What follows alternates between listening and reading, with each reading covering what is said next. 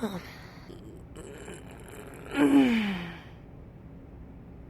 the hell are you? I'm Sam. What are you doing here, Sam? I'm always here. No, I'm always here, and I don't remember you. When I say I'm always here, I mean here. Here? That's right, in your subconscious.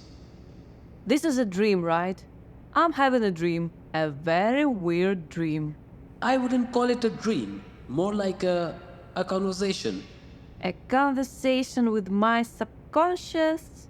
Perhaps more of an internal dialogue. It's happened. It's finally happened.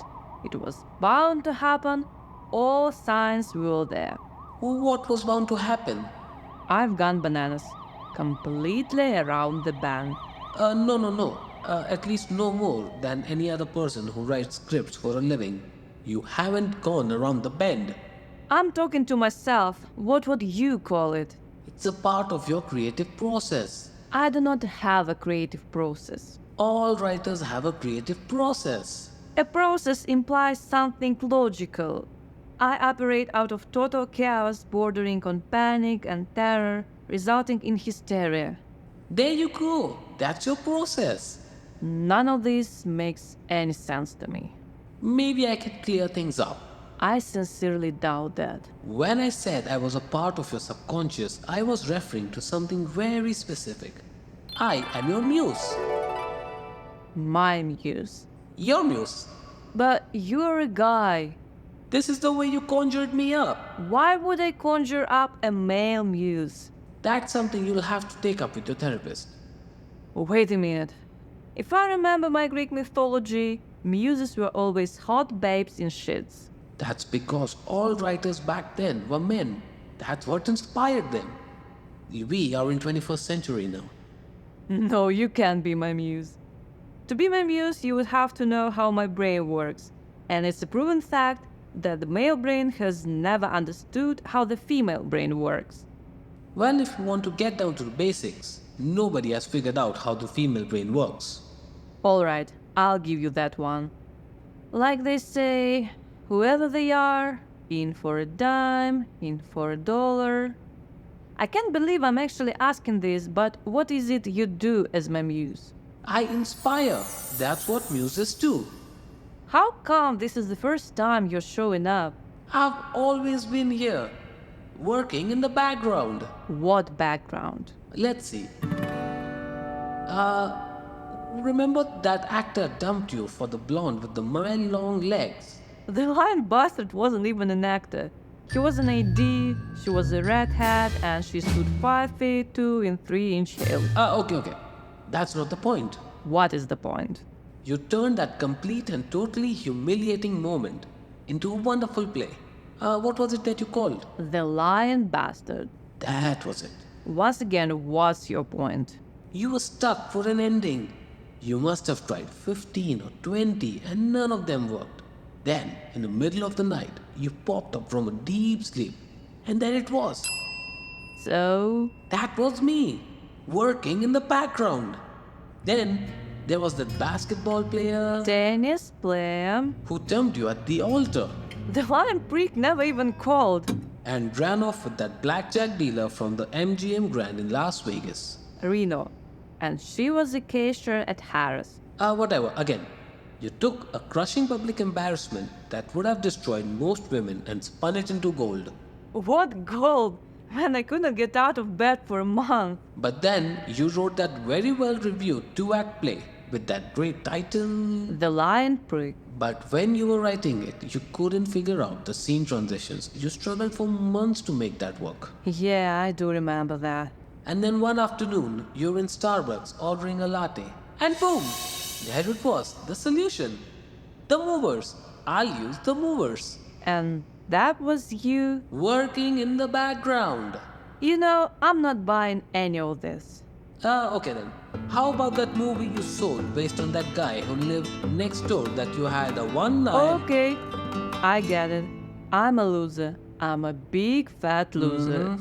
But a big fat loser who's turned disasters that would have crushed the very life of any other woman with an ounce of self-esteem and turn them into a very nice career.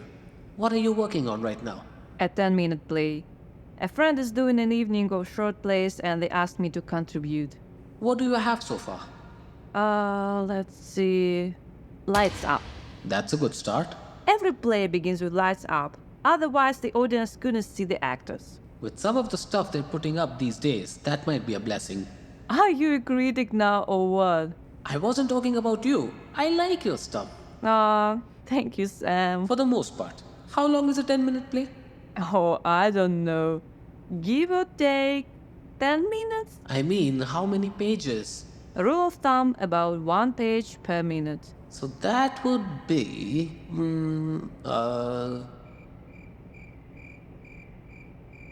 10 pages. Right, 10 pages. That doesn't seem like much. Only if you've already written 9 pages. Okay, Mr. Inspiration, do your stuff. What stuff?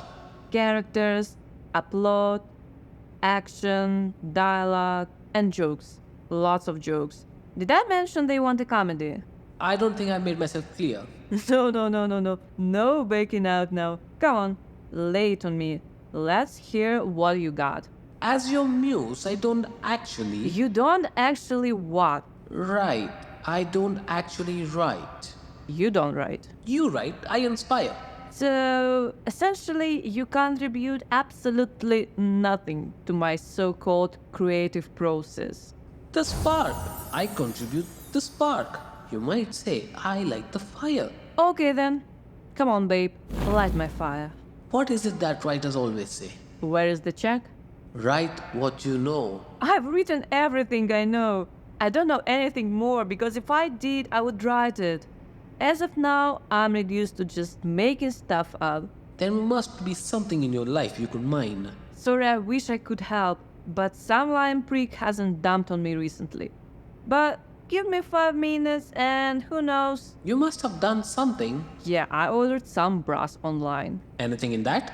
Only if the Amazon guy holds me hostage for 3 days. Otherwise, I got nothing. Will you listen to yourself? Oh, I'd rather not. My life is depressing enough. You keep throwing up these barriers. You need to open up. Open up. Let the ideas flow. Let the ideas flow.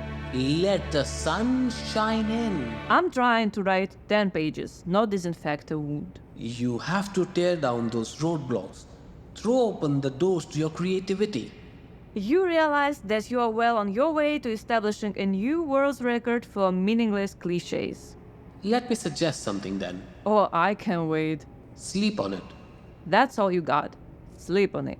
In a nutshell, An apt description if I've ever heard one. trust yourself. It'll be there. I guarantee it. It always is. Wait, where are you going? That's it? You're walking out? Oh my god, this is new low even for me.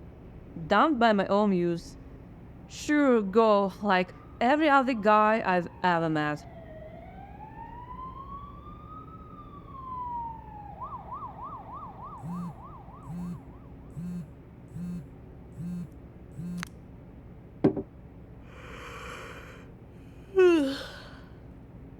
Maybe it's an idea. Yeah, could work, who knows.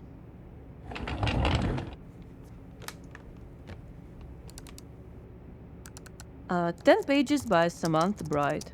Lights up on Julia, a very attractive young writer with a devastating smile. Think a young Julia Roberts. She has fallen asleep on her computer keyboard. Slowly she awakens to find a very handsome man sitting across from her. Think a young George Clooney. Julia, flirtatiously. Well, hello there, George. Hello, Julia. And whose eyes do I have the pleasure of gazing into? George. I'm George. I'm your muse.